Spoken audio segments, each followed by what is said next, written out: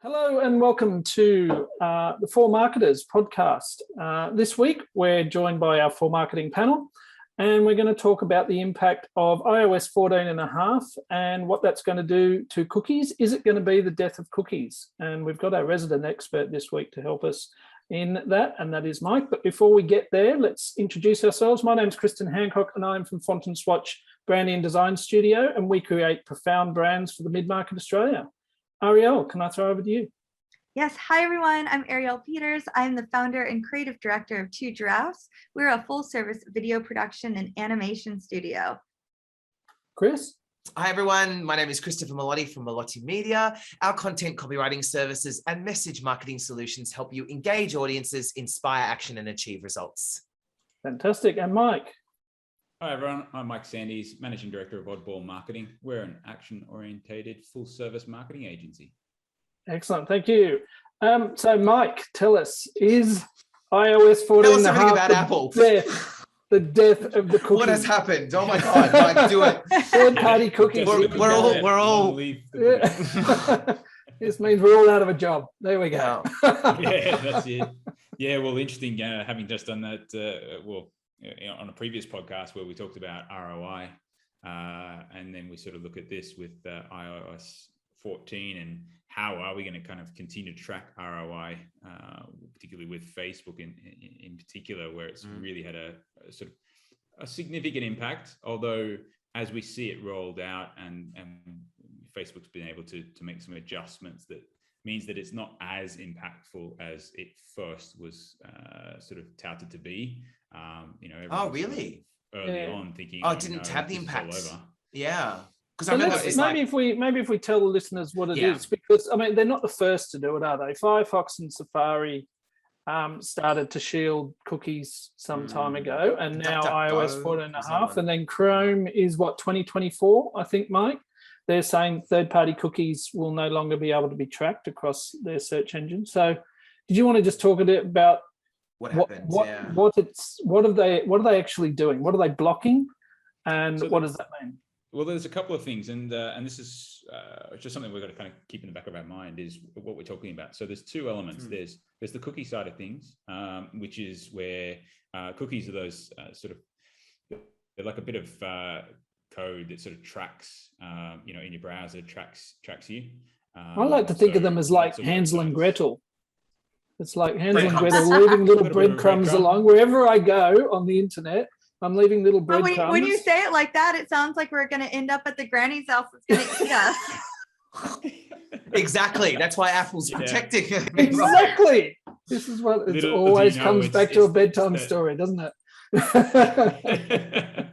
And when Apple made you know, though, it's the evil marketer that's walking behind, picking up your breadcrumbs and following you along. Yeah, I don't understand. Is it that evil? Like, I like the fact that everything's super targeted and exactly what I do and I'm after. Like I would rather know and hear about things based on that. Yeah, but that's an interesting point, isn't it, Ari? Because not everyone feels that I think everybody has a different view, but what people don't have at the moment is choice.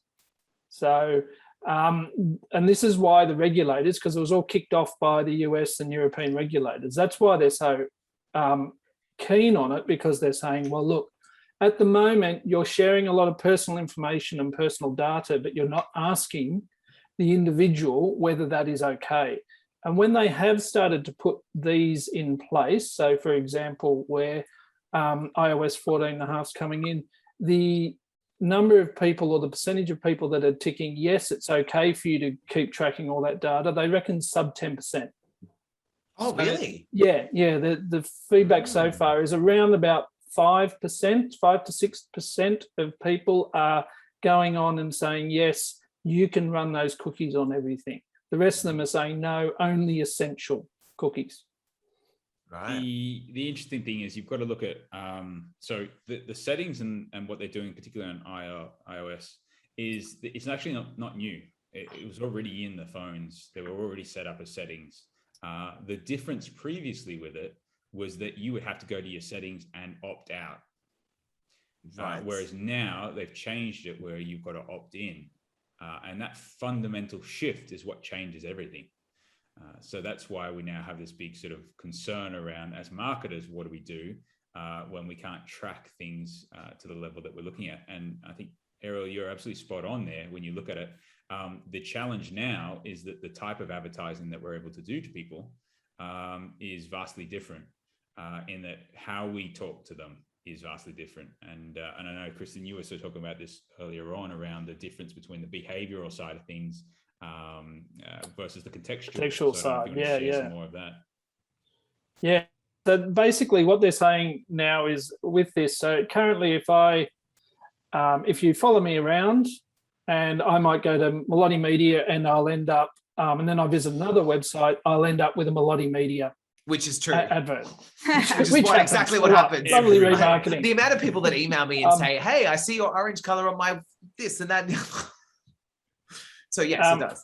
So now what you're going to find is, so you will still get those ads on the websites, but they'll be more related. So if I visit a Melotti Media and it used to follow me around, but then I go on, I don't know, let's say I go on the Bunnings, and I used to get a Melotti Media advert. Now what I'll get is an advert that's more related to DIY. So that it's contextual to the website rather than behavioral, which is me and what I do. So that means that the advert is much, as Ariel was pointing out, it's probably much less targeted. It's a lot more generic, but it also means that it's going to have a huge impact on people's ad spend and whether they think that there's value in that. Because previously Chris might have paid quite a lot of money for him to be able to follow me around, and he would have paid a lot to get that little bit of ad space that Bunnings was offering on their website. But now, whoever turns up to Bunnings, all they know is that they want to buy a product from Bunnings. They don't know that they're doing DIY. They could be a tradesman. They could be anything. So the impact and the ROI off that is probably going to be a lot less. Therefore, probably going to pay a lot less for it. Of course, I can't be as targeted. The other thing, and this is where people like Chris, Ariel, myself, is when you do an advert now, you're going to have to be a lot more engaging. You can't be, before, Chris, you used to know that you were talking to somebody that had visited you, so you could just keep flashing so up. They were much more, and over time, you'd wear them down and the orange would keep happening and they'd be like, radio, like, I'm just going to go back. Radio. Whereas now I've got to capture your attention while you're there because you're there to do the one thing on that site. So now I've got to be a lot better at communicating with you and holding your attention. And that's where we talked before about if I'm flicking through, Ariel, the shorter videos, but the real hook early to capture someone I think is going to have a massive impact on this. Yeah. How interesting. Yeah, it's a big shift. Mike, what do you reckon will happen to ads? Will it just be like, we need to change the way that marketing approaches these ads? Go back 10 years? Yeah, that's what it feels like. No, but in all honesty, like it feels like that's what's actually happening is we got all the way down to this top of marketing where it's all digitally driven, very like accurate. And now it's kind of like reversed. Yeah, there's an element of that in that some of the luxury and sophistication we could get with ad tracking and how we could start to look at the type of advertising we can run, and really targeting people based on what we know about them and how that will best suit the product or service that we're offering, and knowing that this product or service does this kind of a solution, and we know these are the type of people that have those problems, and therefore we can kind of marry the two together and say, okay, well, we position the right ads in front of the right people. It's just much more challenging to do that. Where it becomes particularly challenged when you look at, say, Facebook and iOS, is that because we can't track the conversions as accurately as we could previously, it means that we don't know then that the ads that we're running are as effective. And so Google in its own right now will struggle to work out what's the best ROI ads to run. And so we're just going to find a little bit more inefficiencies in the ads that we're running. And that could lead to a couple of different factors, a couple of different sort of situations where we're either spending more in advertising to be as effective, or it means that the ad campaigns themselves just don't do as much. So we just don't get as much of a return on the ads that we've got to do. So it's going to be interesting to see how that sort of plays out. and whether, because we can't track it, whether everyone just takes that with a grain of salt and says, okay, there's a certain proportion now we can't track, and we just got to hope that it, back in the old days, as you mentioned, Chris, around, we've just got to hope that it's working for us. Yeah. We just have to just assume that our advertising is working, or if we are still going to try and look at to the finite detail of whether it's converting, we just know that our campaigns are not going to be as successful, and therefore we can only we have to put less budget towards it. Yeah. And look, I was just going to say, one of the other impacts, which I find quite interesting on it, is that those that collect first-party data are more likely to be able to. That's the wrong language. Those that collect first-party data are likely to be the big winners out of this, because they will still be able to communicate back to marketers exactly who's on their site and the types of behaviours that they undertake whilst on their site. Now, the big collectors of first-party data, Mike, are Google, LinkedIn, yeah, Facebook. Yeah. So all of these Apple. So in some ways, this may actually reinforce some of the existing norms. Now, one of the losers might be, or one of the ones that might need to re-engineer themselves, is the likes of a programmatic, that type of system that has historically relied on third-party cookies. I see. Because the first party owns it, so they can action it, whereas the third party, the can't see it anymore. Oh, wow. So is that essentially helping Facebook further its efforts? It will definitely, tell, right? It's hard to tell, but they are in a good position because they capture that first-party data. They're in a good position to be able to feed that back. And now, one of the things that is already happening is they're aggregating data. So one of the ways that I think might get around this a bit is that instead of it saying, radio, Ariel, you're the one that's going around, what they do is they aggregate and they say, well, here's, I don't know what the number is they're using, but say here's 1,000 Ariels, and they're all exhibiting this behavior. That'd be so scary. if you want to advertise to these 1,000 Ariels who exhibit a similar behavior and they have these behavioral traits, that's still pretty targeted marketing. But what I'm not giving you is Ariel's specific private information. I'm just giving you that she exhibits particular behaviors that are similar to this group, and they're the type of group that you want to talk to. So is that personas rather than individuals? It's probably a good way of explaining it, isn't it, Mike? Yeah. Yeah. I mean, got to remember that at the moment, it's not too dissimilar to what we do right now. Yeah. Where, while we have access to, when you say a user's data, we don't know the user themselves. We have no idea who they are. There's no way of actually identifying them. From a marketing point of view, we can't pinpoint accurately, talk to anyone. There are some exceptions to that in terms of whether we use a database for lookalike audiences and stuff, but we're not actually talking to the specific individual. All we're doing is saying, here are some criteria, behavioral criteria. It could be some demographic information, and it could be behavioral in terms of what they engage with, what they like, and so forth. So we can't actually talk to that individual. So being able to, I think to your point, sort of, Kristen, where you look at the future, it's interesting that these first party sort of platforms will have access to information. And yes, you're right in terms of the programmatic and how there's sort of like these third party, marketplaces for space to be able to advertise and talk to. Really, it's going to be these first party platforms that are going to be the ones that potentially become the gatekeeper for that sort of stuff. At least in some of the different types of advertising, if we want to think about behavioral advertising, we maybe still be able to do. So that's kind of very speculative at this stage as to whether that might be the way things could end up.